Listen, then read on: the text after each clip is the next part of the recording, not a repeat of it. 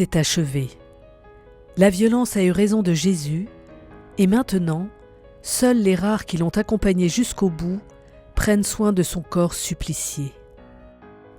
Autour de la croix, les hommes, musculeux, juchés sur des échelles, soutiennent le cadavre afin qu'il ne tombe pas. Les femmes, regroupées au pied de la croix, ont les yeux rougis et gonflés de larmes. Le visage de Marie a pris la même teinte de mort que celui de son fils. Tandis que les hommes portent, les femmes reçoivent le corps privé de vie et le chérissent encore.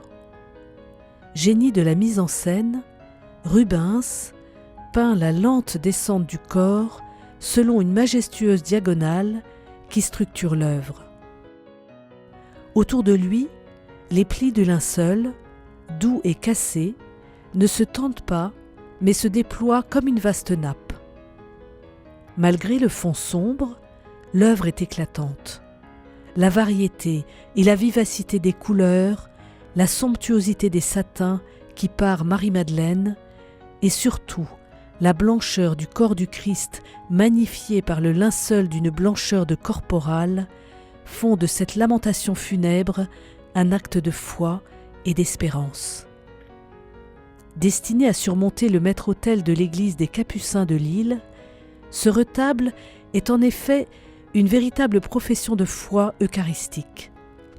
Il veut exprimer qu'à chaque célébration eucharistique, le sacrifice du Christ est actualisé et son corps réellement présent.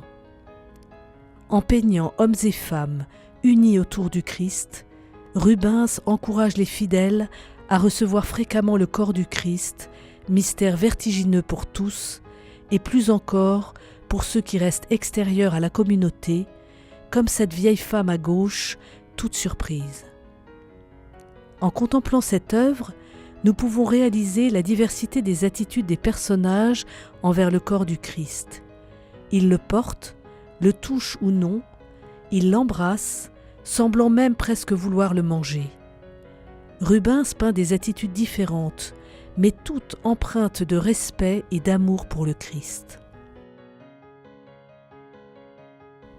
En célébrant la passion de Jésus, entrons dans ce respect et cet amour, alors que la violence et la haine semblent triompher.